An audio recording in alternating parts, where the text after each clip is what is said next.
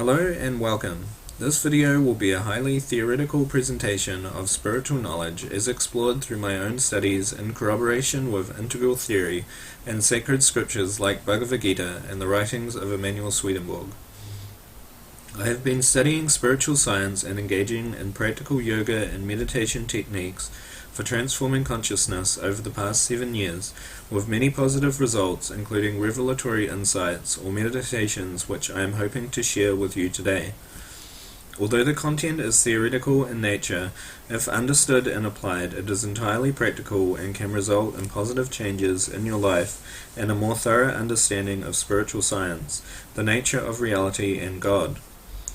The title of this lecture is The Three Things, and can alternatively be titled The Trinity, the Three Faces of God, or The Three Personal Manifestations of God, or Purusha, Prakriti, and Shakti. We will also be looking at spiritual systems theory as towards an understanding of the nature of reality and its unfoldment and purpose. This theoretical video will be followed by a more practical tutorial on a meditation technique I have developed based on these theories that you may like to watch after this lecture, titled I Am You Here Meditation. Let's get right into it. In the beginning we have Purusha, or supreme, unbounded, blissful, eternal awareness, in personal form, or Krishna. This blissful, superconscious, intelligent awareness wishes to explore his own nature, and so divides himself in order to explore his three essential natures: eternity, wisdom, and love. Out of himself he creates innumerable souls, spiritual in nature but finite and great in number. These souls then divide themselves into mind. Mind then divides itself into bodies. Bodies then divide themselves into space or akasha. Space then divides itself into air. Air then divides itself into fire, and fire divides itself into water, and finally water divides itself into earth. Below earth in infinite nature is the ground of all manifestation itself, the sleeping serpent or Balaram, Prakriti. Into Prakriti Purusha plants a seed. Earth is dissolved by water, water is evaporated by fire, fire is blown out by air, air is vacuumed by space, bodies encapsulate space, mind is within bodies, soul transcends mind, and God is the life of the soul. This whole action is a dance of spirit, which is the third aspect of God, or Shakti, spirit in action, or Radha. Shakti acts out of a force down the cycle from Purusha to Prakriti, and back up again from Prakriti to Purusha.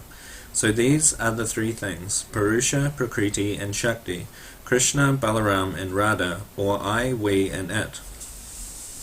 As a cross-reference of this to Integral and Whitehead, from these three things in that system are known as the one, the many, and the creative advance into novelty. In any given moment, pure awareness or God is present, and what is apprehended is the four quadrants, or I, we, and it, of every moment. Then what is added to that moment is the Shakti, or spirit in action, creating something completely new from it. The system is kind of an encapsulation of what in Baha'i is the number for God, as it is 3 by 3, three aspects of spirit interacting in three aspects of spirit, 9.